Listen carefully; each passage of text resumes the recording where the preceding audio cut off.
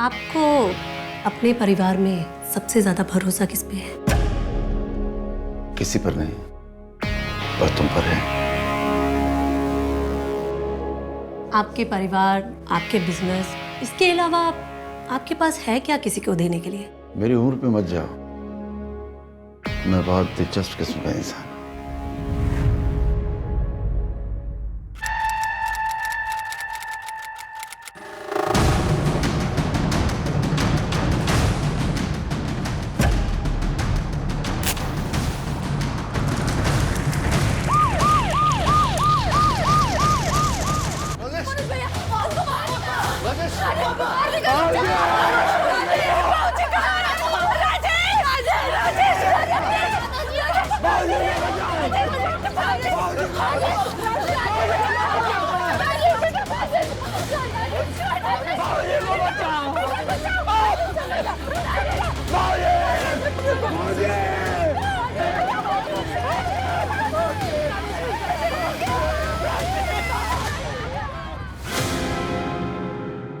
एक मिनट।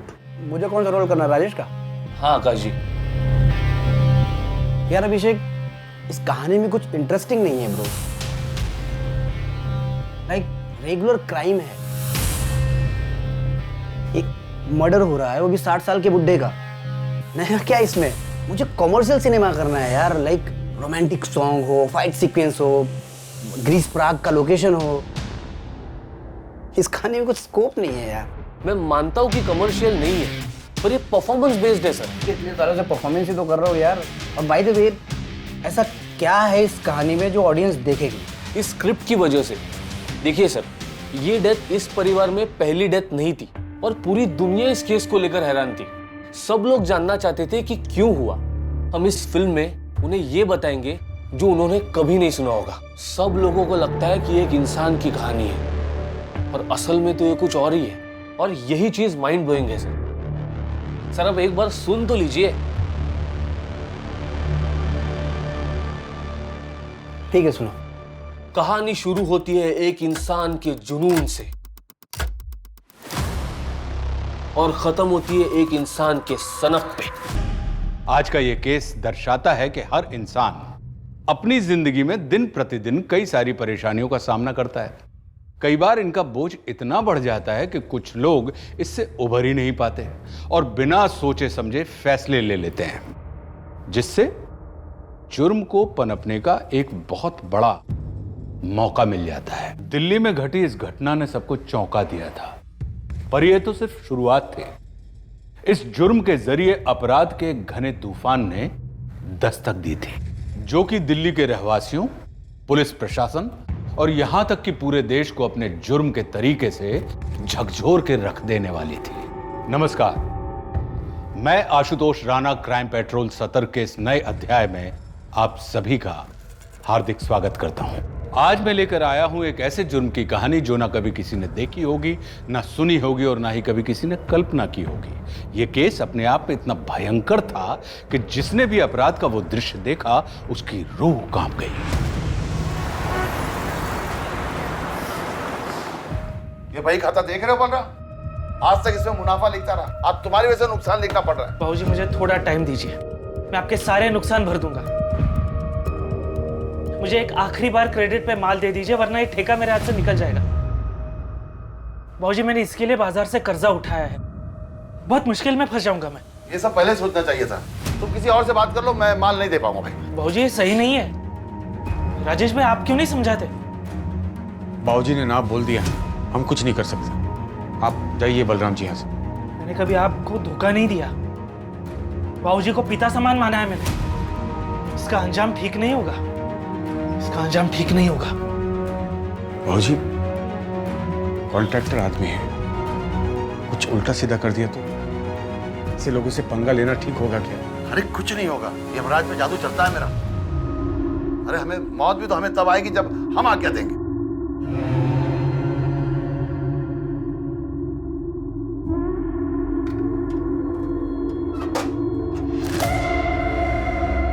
सुन, ये आज की जो बातें हैं ना, वही बही खाते में लिख देना। जरूर नहीं कि बही खाते में सिर्फ हिसाब ही लिखे, वो बातें भी लिखी जाती है जो हमें सीख दे, समझा? फिलहाल वो जगदीश का टिफिन लाया? नहीं बाबूजी, वो गीता भाभी ने सिर्फ आपके लिए खाना भेजा है। तो ये मैं जगदीश को देता हूँ, तू घर जाके दूसरा खाना लेके आ मेरे लिए। ये गीता भी ना काम चोर हो गई है। शुक्र।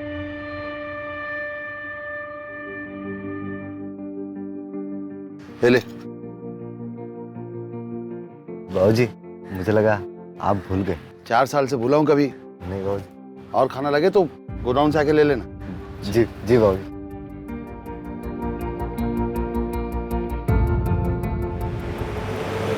बाबूजी, मैं आज यहाँ से फैसला करके जाऊंगा। आप जो अपनी मनमानी करते आ रहे हैं ना, वो नहीं चलेगी। सबकी जिंदगी नरक बना के रखी है आपने। किसी को कोई तकलीफ नहीं है। तिनका जोड़ के मैंने ये घर बनाया और तुम इन सबकी खुशियों को डस रहे हो।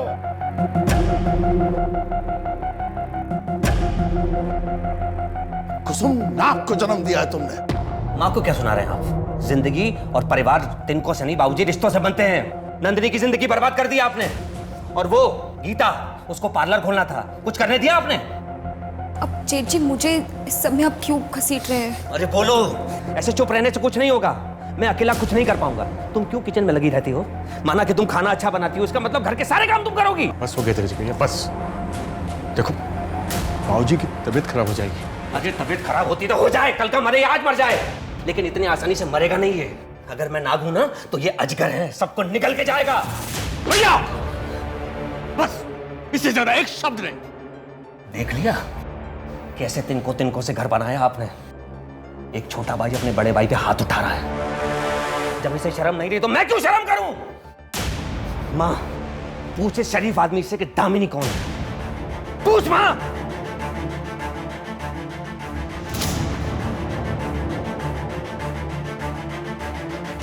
कुछ नहीं मिलेगा किसी को।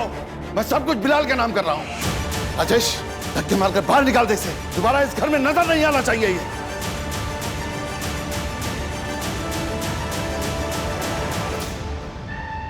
ये दामिनी कौन है? कितनी बार कहा है मेरे निजी मामलों में मत बोला करो। जो सोचना है सोचो।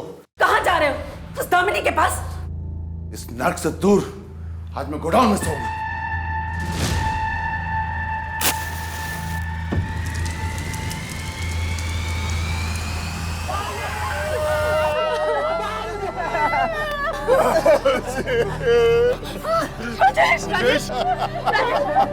राजेश, क्या हो रहा है आपको? अब ठीक है ना? मनोज भैया, राजेश, बेटा, राजेश।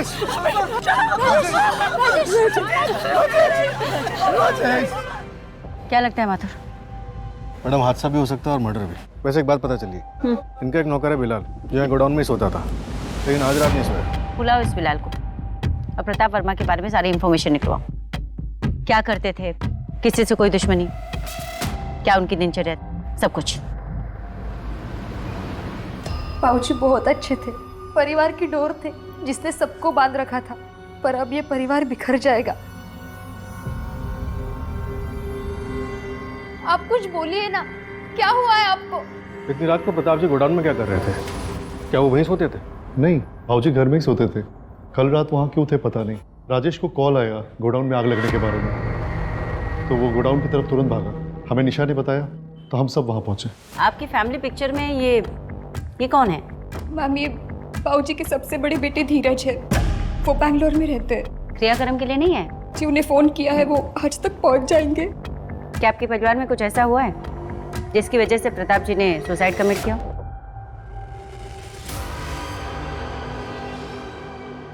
नहीं मैम, दादाजी कभी भी सुसाइड नहीं कर सकते, और गोडाउन में आग लगाकर तो बिल्कुल भी नहीं। वो अपने गोडाउन से बहुत प्यार करते थे। मैडम, वो कल मैं अपने दोस्त के घर पे सोने चला गया था। कल ही क्यों? तो कल बाबूजी के घर में झगड़ा हो गया था। राजेश साहब ने बोला था कि कहीं और जाने के लिए, और बोला था मामला ठंडा हो जाएगा तो वापस बुला लेंगे। कैसा झगड़ा? मैं सब कुछ बिलाल के नाम कर रहा हूँ। राजेश, धक्के मारकर बाहर निकाल दे इसे। दोबारा इस घर में दिखना नहीं चाहिए। मैडम, प्रताप वर्मा की पोस्टमार्टम रिपोर्ट आ गई। बॉडी पे 3rd डिग्री बर्न्स, मौत सफोकेशन से हुई। बॉडी पे कोई पेट्रोल या केरोसिन के ट्रेसेस मिले? बॉडी पे तो नहीं मिले मैडम, लेकिन केरोसिन गोडाउन में रखा रहता था, साफ सफाई के लिए रखते थे। फिर तो ये हादसा भी हो सकता है।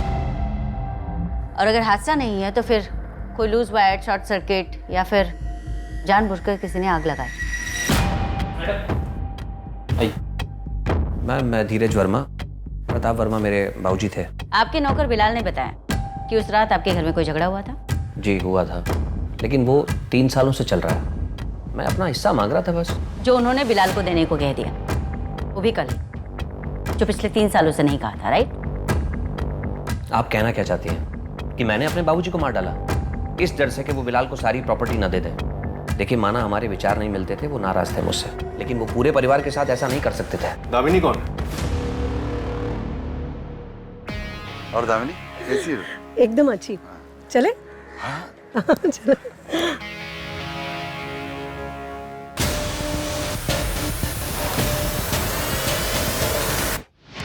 वो 3 महीने पुरानी बात है।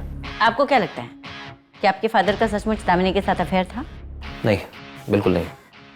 वो बात बस मेरे मुंह से गुस्से में निकल गई।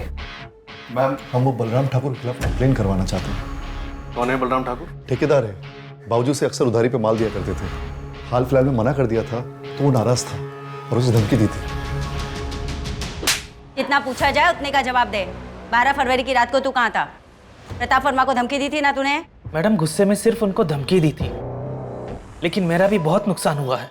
मैंने उनके साथ कुछ नहीं किया। अपने पिता के जैसा मानता था मैं उनको। मैं ठेकेदार उनकी वजह से बना। यकीन मानिए मैडम, मैं कभी भी उनके साथ कुछ भी गलत नहीं कर सकता। मैडम बलराम का कॉल लोकेशन पूरी रात उसके घर पे ही था। कॉन्ट्रैक्टर इतना दिमाग तो लगाएगा ही, कौन घर पे छोड़ के जा सकता है? तो मैडम ये धीरज वर्मा, प्रताप वर्मा का बड़ा बेटा, हादसे वाली रात ये दिल्ली में ही था। झगड़े के बाद बेंगलोर गया ही नहीं। अरे मानसी, ये कैसे कपड़े पहन के कॉलेज जा रही है?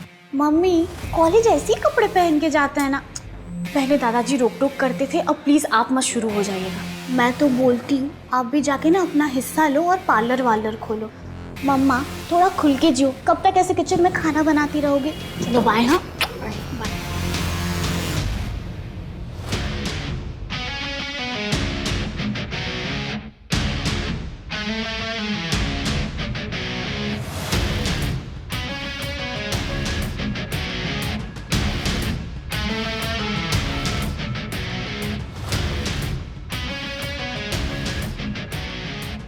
ये प्रताप वर्मा की बैंक स्टेटमेंट है। इसके हिसाब से तुम्हारे अकाउंट में हर महीने 45,000 रुपये ट्रांसफर हुए पिछले 3 महीने से, राइट? यस। क्यों? प्रताप जी, मैंने एक स्टोरी लिखी है, आप वो स्टोरी पढ़ के देखिए। अगर उस पर फिल्म बनेगी ना तो सुपर डुपर हिट हो जाएगी। बस 2 करोड़ का इन्वेस्टमेंट है। 3 करोड़ दूंगा, लेकिन फिल्म मेरी लाइफ पे बननी चाहिए। हीरोइन मैं सिलेक्ट करूंगा। ठीक है प्रताप जी, आप मुझे अपनी लाइफ स्टोरी बताइए, मैं उसके ऊपर बुक लिखती हूँ। बुक को पब्लिश करते हैं और उसको फेमस करते हैं, फिर उसके ऊपर फिल्म बनाते हैं। मेरी लाइफ पे बुक? दामिनी, एक बुक कम पड़ेगी। हेमराज पर जादू चलता है मेरा। अरे हमें मौत भी तो हमें तब आएगी जब हम आज्ञा देंगे। ये दामिनी सच बोल रही है। काफी कुछ लिख रखा है उसने प्रताप वर्मा के बारे में। और मैडम ये धीरज वर्मा जिस होटल में रुका था वहाँ मैंने पूछताछ की। पूरी रात होटल में ही था। मैंने होटल के सीसीटीवी भी चेक किए, लेकिन वो मेन डोर से बाहर निकलता हुआ नजर नहीं आया। तो फिर उसने हमसे बात क्यों की? पूछा मैंने उससे, तो कहने लगा कि बाप के मरने का सदमा था, इसलिए बताना भूल गया। क्या बकवास है। उस बलराम के खिलाफ कुछ मिला? नहीं मैडम, लगता है ये हादसा ही था। क्लोजर रिपोर्ट फाइल कर दो। Okay madam. Closure report? लेकिन केस तो क्लियर है कि मर्डर है। पर ये तो सिर्फ ऑडियंस को दिख रहा है ना सर। तो फिर पक्का उस धीरज ने किया होगा, राइट? बलराम भी तो हो सकता है, या फिर बिलाल। सर आपका शॉट रेडी। हाँ, डायरेक्टर को बोलो दूसरा सीन लगा, मैं आ रहा हूँ। हाँ, क्या नाम था उसका? बिलाल। बिलाल, राइट? तो बिलाल ने प्रॉपर्टी के पेपर पे साइन करवाया होगा। असली कहानी यहीं से शुरू होती है सर, और यहीं से आपका कैरेक्टर स्ट्रांग होता है। ओके, अब हम चलते हैं 1.5 साल बाद।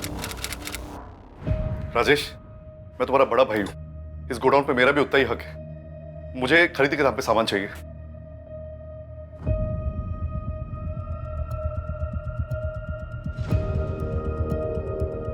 आपको तो ठेकेदार बनना था, बाबूजी के गोडाउन पर नहीं बैठना था। तो दूसरे ठेकेदार जैसे मेहनत करके आगे बढ़िए। मैं पढ़ सकता हूँ, तू जाके चाय लेके आ।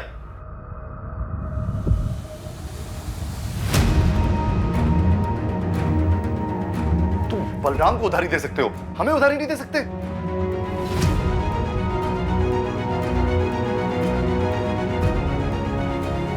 बाबूजी ने बोला बलराम के साथ व्यवहार करने को।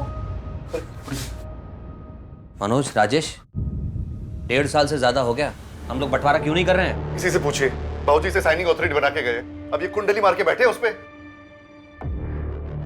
देख राजेश, तू यहाँ सिर्फ साइनिंग अथॉरिटी है, मालिक नहीं है यहाँ का। बंटवारा तो लीगली होना ही चाहिए। देखो, आपस में समझ बूझ के कर लेते हैं, अच्छा लगेगा। भाई भाई कोर्ट कचहरी में आपस में झगड़ा कर रहे हैं, क्या इज्जत रह जाएगी बाबूजी की?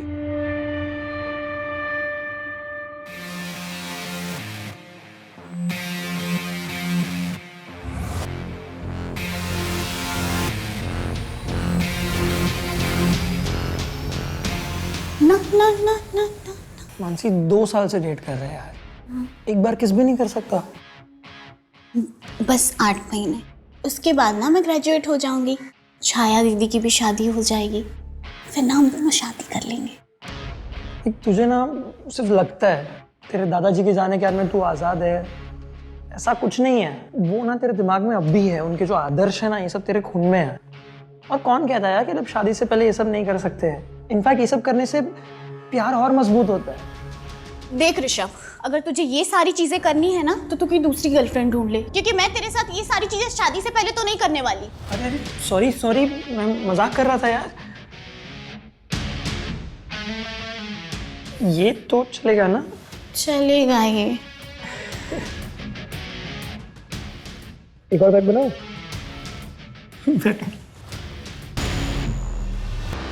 एक सेकंड।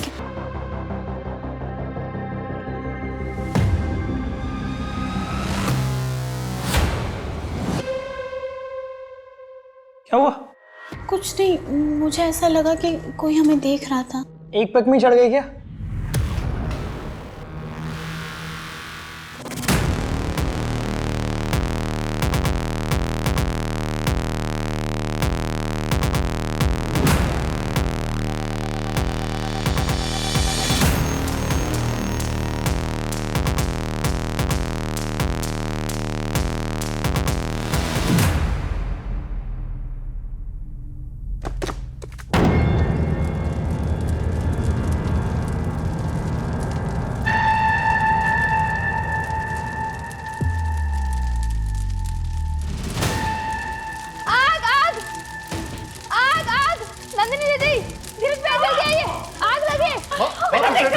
गीता पीछे हटो। मनोज पानी लाना जल्दी, जल्दी आइए।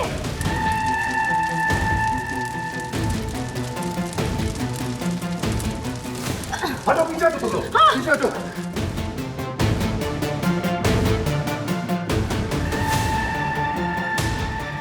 वो तो बाबूजी की फोटो गिरने की आवाज से मेरी नींद खुल गई, नहीं तो पूरा घर जल जाता।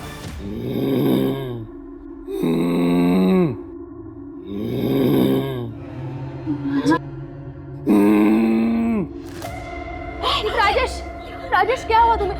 राजेश जाओ जल्दी, देखो तो क्या हुआ है। बेटा कुछ बोली नहीं। देख बेटा को क्या हुआ? राजेश उठो उठो।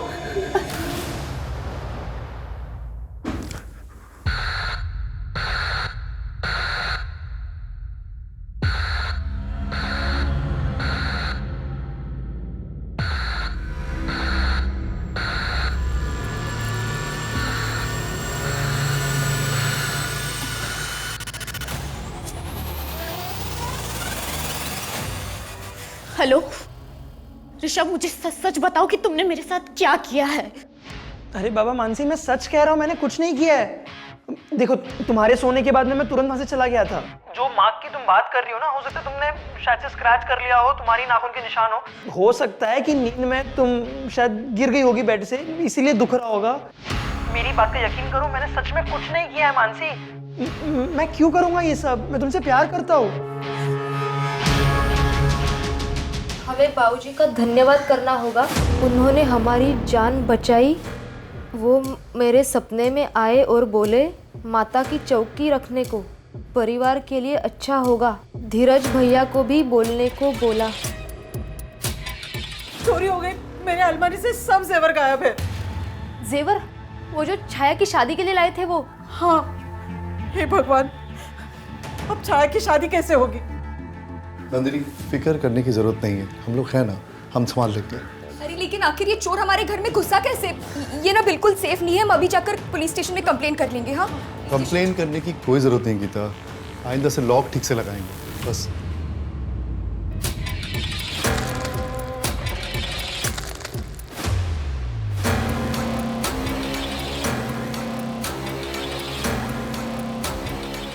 हाँ, ये सही कह रहे हैं, हमें घर पे पूजा रखनी होगी। घर पे सब अशुभ हो रहा है। कृपा करो, कृपा करो, कृपा करो। जय माता दी। माता जी अब कृपा करो, कृपा करो, कृपा करो। मैया जी अब कृपा करो, कृपा करो, कृपा करो। जय माता दी। मैया जी।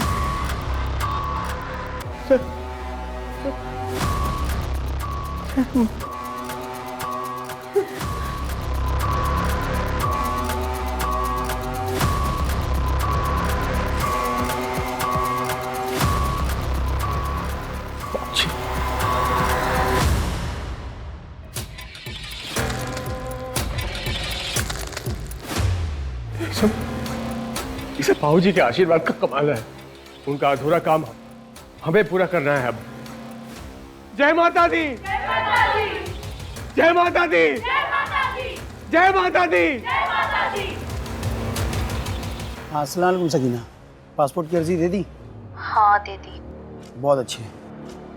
बस सकीना, एक आखिरी काम बचा है, उसको पूरा करके हज पे चले जाएंगे। सारे गुनाहों से तौबा करके अच्छी ज़िंदगी गुजर बसर करेंगे। हाँ, बस कुछ ही महीनों की बात है। रखता हूँ, अल्लाह हाफिज़।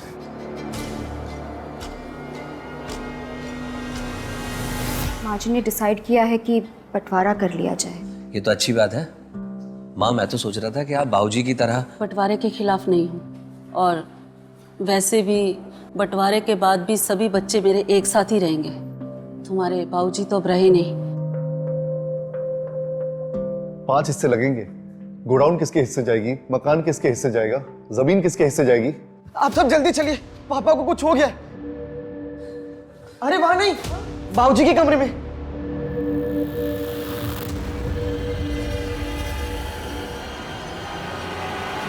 क्या बात है कुसुम, मैंने आंखें क्या मींची, तुमने बंटवारा करना शुरू कर दिया। इस घर का बंटवारा कभी नहीं होगा। ऐसे क्या देख रही है कुसुम? याद है कि मनोज, जब गीता तुझसे तंग आकर चली गई थी, तू उसे मनाकर कौन लाया था? मैं। और नंदिनी, तेरे पति से तलाक दिलाकर क्या मैंने कोई गलत किया? बोल। शराब पीकर तुझे मारता था, दूसरी औरत पाल रखी थी उसने। माँ, क्या क्या ये सच है?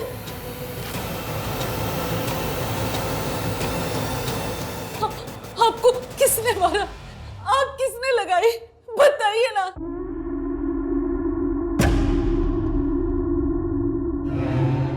अब उन बातों में जाकर क्या फायदा?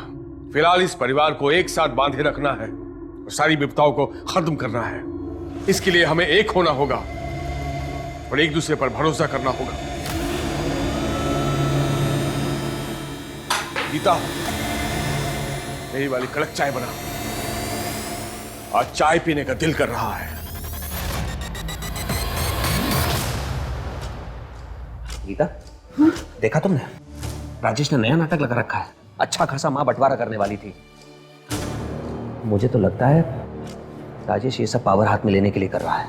धीरज भैया, क्या इस राजेश ने तो बाबूजी को... क्या ये मुमकिन है कि किसी जिंदा आदमी के अंदर किसी मरे हुए व्यक्ति की आत्मा आ जाए? राजेश अब घर के सभी छोटे बड़े फैसले लेने लगा था, चाहे वो किसी बच्चे को सब्जेक्ट दिलाना हो, घर में कोई सामान खरीदना हो, या फिर व्यापार का फैसला लेना हो। राजेश के द्वारा लिए गए फैसलों से परिवार का भला होने लगा, व्यापार में उन्नति होने लगी। पर क्या सच में प्रताप वर्मा की आत्मा उनकी रक्षा कर रही थी, या फिर इसकी सच्चाई कुछ और थी? भाई 1.5 लाख है। और बाकी का मैं अगले हफ्ते देता हूँ आपको। क्या रे लेते वक्त तूने बोला था ये बहुत बड़े घर का आदमी है, चिंदी निकला ये तो। दे दूंगा ना भाई मैं, थोड़ा मिलेगा।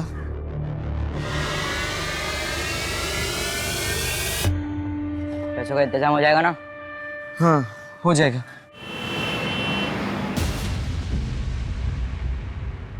पीयूष, रोहित बाहर जाओ। क्यों बाबा? पीयूष जितना बोला जाए उतना किया कर।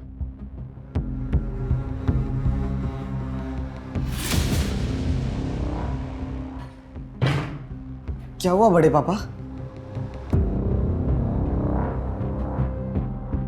दोबारा घर में चोरी की ना तो अच्छा नहीं होगा।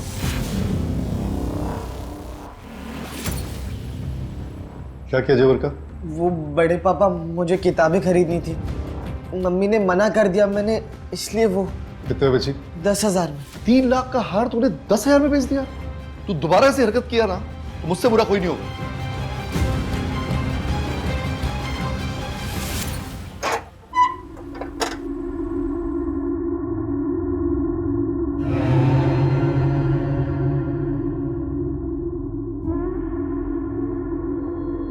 बाबूजी कमल का पेमेंट आया है, मेरे हिसाब से मैं। बाबूजी ऐसे क्या है इसमें? कुछ अनमोल जो मुझे यमराज से दूर रखता है। मैंने ऐसे नहीं इतनी तरक्की की।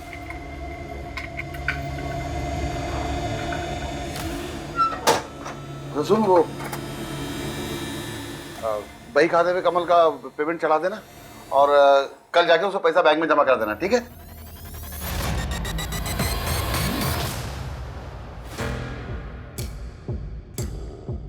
बाबूजी मुझे रास्ता दिखाओ, क्या करना चाहिए? मुझे यकीन है कि परिवार टूटने वाला है। नहीं नहीं बाबूजी, मानिए मेरी बात, माँ कुछ नहीं करेगी, उल्टा वो सबको बढ़ावा देगी।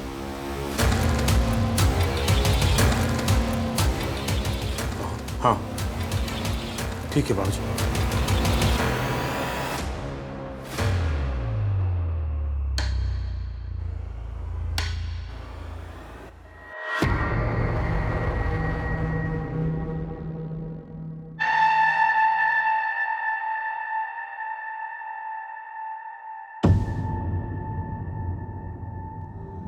और खाना चाहिए तो गोडाउन में आ जाना। हाँ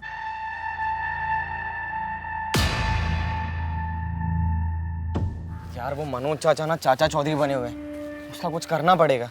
हाँ जल्दी कर, वरना प्रणय जो तेरा हाल करेगा ना वो तूने सोचा भी नहीं होगा। अच्छा जो बात तूने मुझे बताई थी कि प्रणय की बाइक पर किसी ने कीचड़ उछाला था तो उसने उसको गोली से मार दिया। हाँ सुना तो मैंने भी ऐसा है, पर तू टेंशन क्यों ले रहा है? पैसा दे दे, तू इतने बड़े घर से है, तुझे क्या टेंशन है? यार वो चाचा ना गिद्ध जैसे खड़ा रहता है वहां पर, मैं कुछ करता हूँ। ये ले मैथ्स एग्जाम के क्वेश्चन पेपर 1500। मैं 1000 ट्रांसफर करता हूँ तेरे को। यार किस बात का मेरा तू, चल दे दे 1000 रुपया। चल मैं तेरे को भेजता हूँ पैसे। हाँ बाय। तुम मेरे साथ ऐसा कैसे कर सकते हो ऋषभ? हाँ खराब हो गया क्या? मानसी मैं कह रहा हूँ ना, मैंने सच में कुछ नहीं किया है।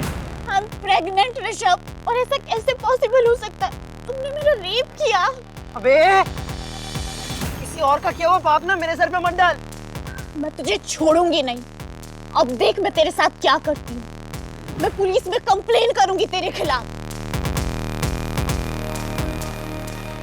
मामा जी मेरी बात सुनिए ना, निकिता अच्छा लड़का है, अगर आप समझाएंगे ना मम्मी भी मान जाएगी।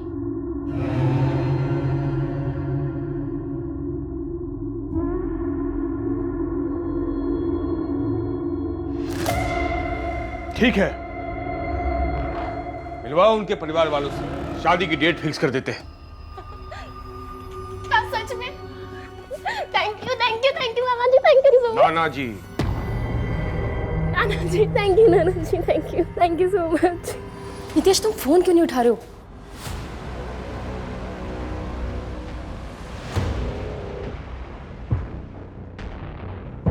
मैं आती है साहब। I'm so sorry uncle, I'm so sorry, actually मैं कॉल करी थी नितेश को। मैं चलती हूँ।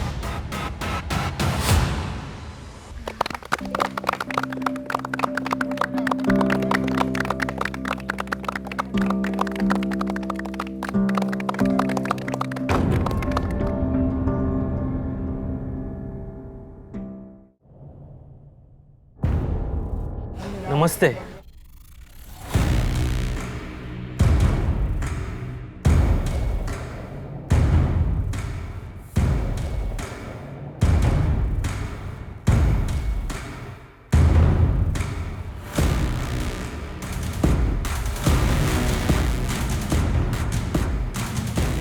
मानसी, क्या कर रही है तू? कहाँ खोई हुई है? जा जल्दी जा, दामाद जी के लिए जो गिफ्ट के बैग्स लाए ना वो लेकर आ। जा।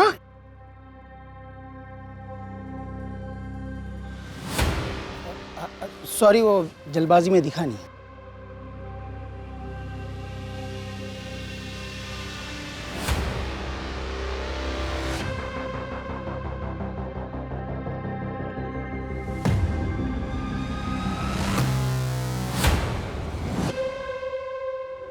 अरे यार, तुम लोग यहाँ क्या कर रहे हो?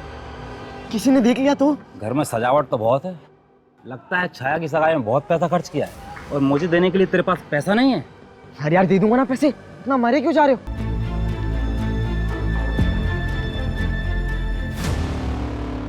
मैंने कहा था छाया की सगाई होते ही एक बड़ी विपदा आएगी और वो विपदा हमारे दरवाजे में दस्तक दे चुकी है, इसलिए एक पूजा करनी होगी। गॉड यार अभिषेक, सीरियसली? तो ये कहानी माइंड ब्लोइंग है यार। अभिषेक, ये कहानी मैं ही करूंगा, ये रोल मैं ही प्ले करूंगा। तुम किसी और को ये कहानी नहीं सुनाओगे। ओके। पर ऐसे कैसे यार?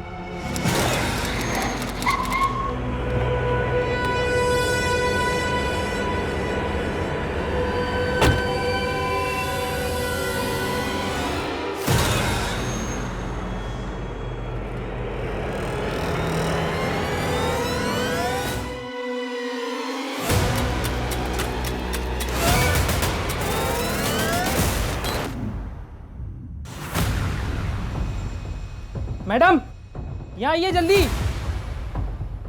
मैडम, ये देखिए।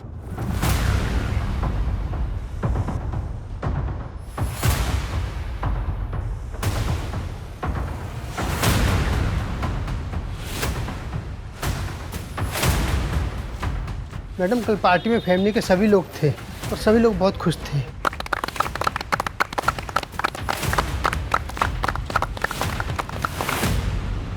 बिलाल कल दोपहर 1:30 बजे गोडाउन बंद करके चला गया। एक साथ इतने लोगों को मारना इम्पॉसिबल, सभी के हाथ मुंह बंधे हैं।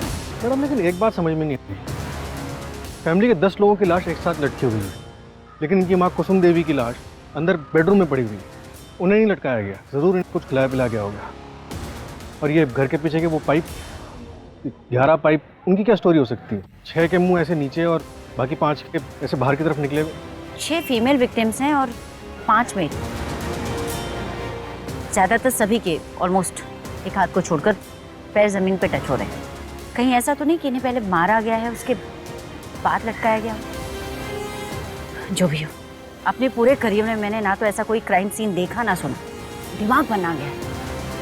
लोग कहते हैं कि हम पुलिस वाले आए दिन लाशें देखते रहते हैं, हमें कुछ फर्क नहीं पड़ता, कुछ महसूस नहीं होता, लेकिन ये क्राइम सीन देखकर तो पूरी टीम का दिल दहल गया है। डेड बॉडीज को पोस्टमार्टम के लिए भेज दो। Okay madam. क्या तारीख है आज? 12 फरवरी। 12 फरवरी, आज से ठीक 2 साल पहले, यानी कि 12 फरवरी 2018 को इनके फादर प्रताप वर्मा की मौत हुई।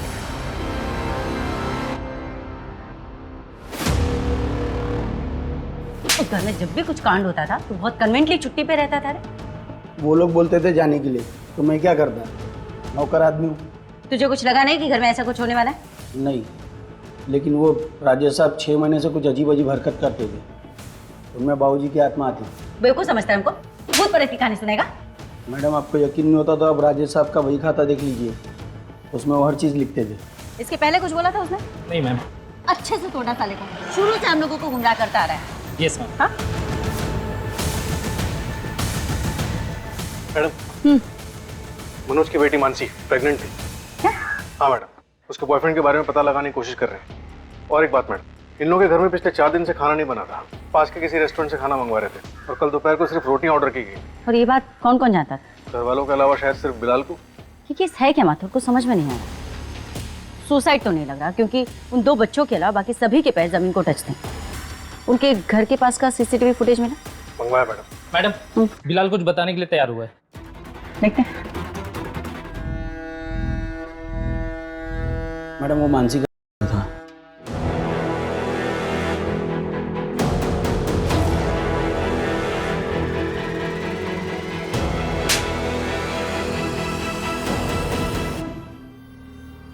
क्या मनोज भाई, अब हमारा ये धंधा खाने लगे? ऐसा कुछ नहीं है बलराम, तुम भी धंधा करो। किसने मना किया है? पिछले 5 साल से जो टेंडर मुझे मिल रहा था इस बार आपको मिला है। मनोज भाई ये गलत है। गोडाउन के लाइसेंस पे आप सस्ते में माल उठाते हो, इसलिए आपका खर्चा कम होता है। मार्केट प्राइस पे माल मुझे उठाना पड़ता है। आपकी जितना कम दाम का टेंडर हम भर नहीं सकते। तो कहीं और टेंडर भर लो। मनोज भाई बाबूजी का लिहाज करके बड़ी विनम्रता से कह रहे हैं, ये काम छोड़ दीजिए, कोई दूसरा पकड़िए, वरना एक ही घर में 2-2 हाथ से क्या बीतेगी परिवार पर। और सुना है आपकी बेटी अब सयानी हो गई है।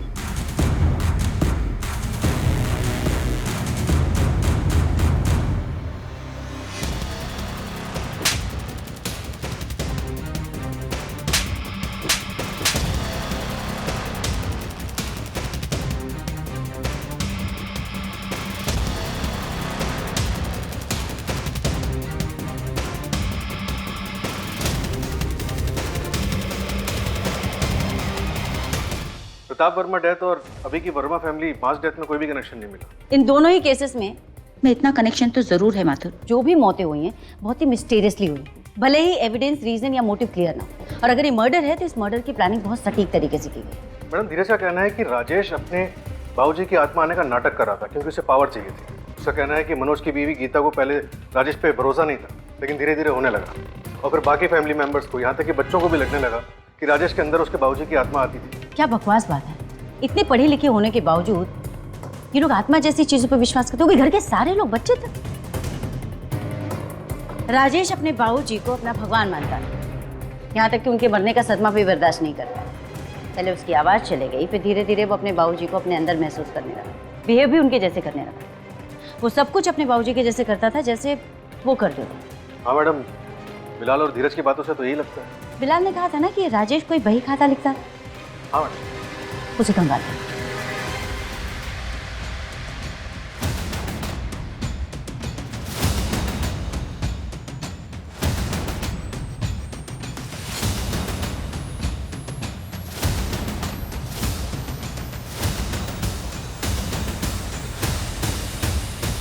बाबूजी, आपने जो करना था वो कर चुके।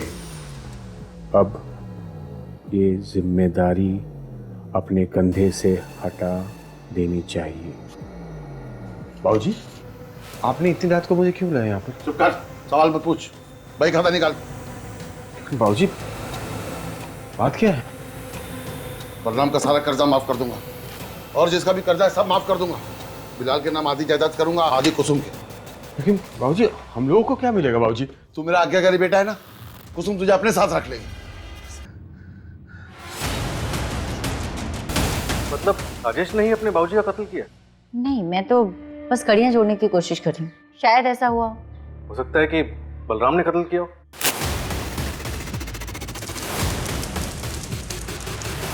आगे इसमें लिखा हुआ है कि बाबूजी आपके कहे अनुसार सब ठीक हो गया है। छाया की शादी है, उसको आप पर भरोसा हो गया, पर कुछ बुरी शक्तियां हमें तंग कर रही हैं। हमें शक्ति दो बाबूजी, शक्ति दो इन बुरी शक्तियों से लड़ने की। इसका क्या मतलब हो सकता है? बाबूजी के कहे अनुसार एक वट पूजा करनी होगी जिससे वो सारी बुरी शक्तियां हमसे दूर हो जाएंगी। पूजा करनी होगी, मुझे करनी होगी। वर्मा हाउस के पास का एक सीसीटीवी फुटेज मिला। ये घटना वाले दिन का है, देखिए।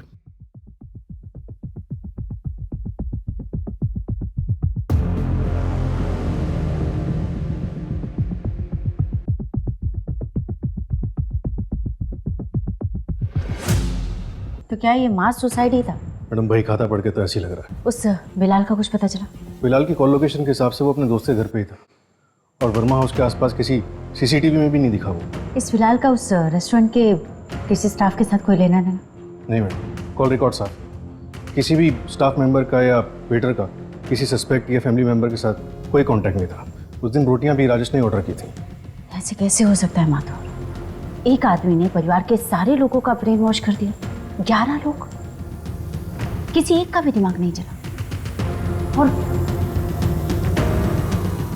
कुछ समझ में नहीं आ रहा। मुझे जानना था कि ये असल में हुआ क्या था और कैसे हुआ था। इस कहानी की सच्चाई को कोई नहीं जान पाएगा, बस एक हॉरर स्टोरी बन के रह जाएगी। हाल फिलहाल पुलिस ने क्लोजर रिपोर्ट फाइल कर दी है। मास सुसाइड का केस है। अनबिलीवेबल यार। प्रताप वर्मा की मौत के बाद राजेश भी खुद को उनकी मौत का यकीन नहीं दिला पाया। उसका दिमाग ये बात मानने के लिए तैयार ही नहीं था कि उसके बाबूजी उसे छोड़कर इस दुनिया से कभी जा भी सकते हैं। ये एक मानसिक रोग है जो राजेश के दिमाग में विकसित हो गया था, जिसके रहते वो स्प्लिट पर्सनैलिटी का शिकार बन गया और अपने बाबूजी की तरह व्यवहार करने लगा। धीरे धीरे पूरा परिवार इस अंधविश्वास की चपेट में आ गया और सभी लोग राजेश के अंदर बाबूजी को देखने लगे। हमारे देश का ये सबसे चौंका देने वाला केस था, जिसने हर भारतवासी को अपने टीवी स्क्रीन से हटने नहीं दिया था। सभी इन सवालों के जवाब जानना चाहते थे कि कैसे परिवार के 11 लोगों ने एक साथ मृत्यु को गले लगा लिया। क्या ये सच में खुदकुशी थी या फिर एक योजनाबद्ध सामूहिक नरसंहार? प्रताप वर्मा की एक्सीडेंटल डेथ की तरह इन 11 लोगों की मौत के केस में भी पुलिस ने मौकाए वारदात पर मिले सबूतों के आधार पर क्लोजर रिपोर्ट फाइल कर दी थी। विश्वास और अंधविश्वास में यही फर्क होता है। विश्वास जीना सिखाता है और अंधविश्वास का रास्ता विनाश की तरफ ले जाता है। अब मैं आशुतोष राणा विदा लेता हूं आपसे। हम फिर मिलेंगे एक ऐसी ही कहानी के साथ जो आपको रखेगी सतर्क और जिंदगी को सुरक्षित। तब तक अपना और अपने परिवार का ख्याल रखिए और देखते रहिए क्राइम पेट्रोल सतर्क। जय हिंद।